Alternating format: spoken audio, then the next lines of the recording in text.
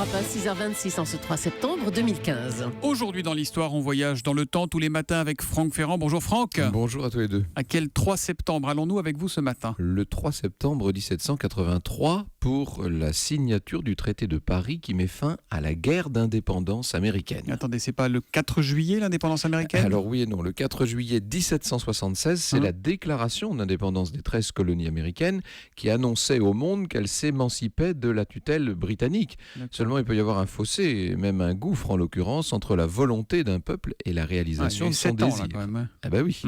En l'occurrence, le roi d'Angleterre, George III, n'a pas du tout envie de se séparer de ses colonies américaines, qu'il sait très lucratives. La guerre oppose ceux qu'on appelle désormais les patriotes aux troupes britanniques, mais aussi aux loyalistes, c'est-à-dire les colons hostiles à l'indépendance, et croyez-moi, ils sont nombreux. Bon, mais à la fin, comme dans les films, ce sont les Américains qui gagnent. Voilà, mais à quel prix ? Cette guerre a fait plus de 25 000 victimes sur une population de 3 millions d'habitants seulement. La France s'est impliquée, vous le savez, dans cette guerre pour aider les Américains, enfin surtout pour s'opposer à l'Angleterre d'ailleurs, il faut le dire. Au départ, la France a envoyé de l'aide matérielle aux insurgés, on les appelait les insurgents, puis elle s'est véritablement engagée dans le conflit en 1778.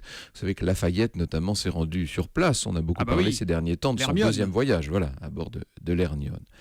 À la fin de l'année 1782, les Britanniques demandent la paix et le 3 septembre 83, donc dans le traité de Paris, la Grande-Bretagne reconnaît les États-Unis d'Amérique. Elle conserve quand même pour elle le Canada. Il faudra encore du temps à ces colonies d'Amérique pour s'ériger en une véritable nation. Ce sera le cas en 1787 avec l'adoption de la Constitution, mais enfin ça c'est déjà une autre histoire. Vous évoquiez l'Hermione, elle est revenue, sa réplique est revenue en France il y a quelques semaines, il faut aller la voir, c'est l'occasion de le faire.